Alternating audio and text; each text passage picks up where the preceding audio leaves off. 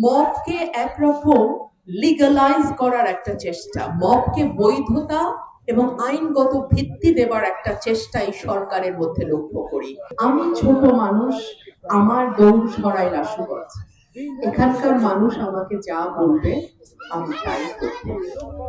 এখানকার মানুষের সাথে আমি ছিলাম, আমি আছি, আমি থাকবো। মনোনয়ন তো আমি কিনবো না, এই মনোনয়ন আমার এলাকার ভোটারদের মনোনয়ন। সুতরাং এই মনোনয়ন যদি ওনারা মনে করেন ওনারা কিনবেন, আমি কিনবো না। নিশ্চয়ই নির্বাচনে ভীষণ রকম শঙ্কা আছে। নির্বাচনের আগে যখন প্রচারণা চলবে, তখন নির্বাচনের দিন এবং ফলাফল ঘোষণার মুহূর্ত পর্যন্ত মব সন্ত্রাসের ভয় যেমন আছে, একই সঙ্গে অবৈধ অস্ত্র যেটা থানা লুট করে বিভিন্ন মানুষের হাতে চলে গেছে, সেগুলোর কি অবস্থা, সেগুলো উদ্ধারে কিছু করা হয়নি। আমরা দেখলাম স্বরাষ্ট্র উপদেষ্টা বলছে প্রার্থীরা অস্ত্রের আবেদন করলে তিনি অস্ত্র দেবেন। মানে এটা মনে হচ্ছে যেন মবকে একরকম লিগালাইজ করার একটা চেষ্টা, মবকে বৈধতা এবং আইনগত ভিত্তি দেবার একটা চেষ্টা এই সরকারের মধ্যে লক্ষ্য করি।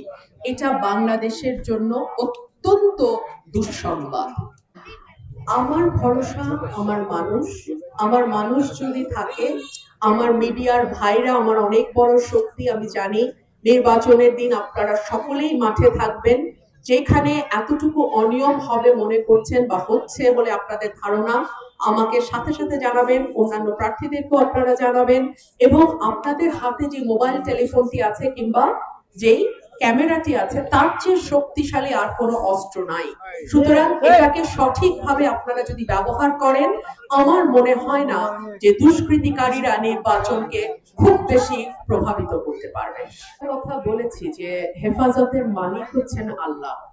যদি আমার এতগুলো ভাই, আজকে আপনারা দেখেছেন যে পুরো মাঠ ভেঙে পড়েছে মানুষের, তারা যদি কেউ আমার নিরাপত্তা দিতে না পারে, এতজন ভাই আমার নিরাপত্তা আমাকে দিতে না পারে, আমাকে আমার ভাগ্য মেনে নিতে হবে। এবং আমি মনে করি সেটাই আল্লাহ আমার জন্য ফয়সালা রেখেছেন, ওইটাই উত্তম ফয়সালা।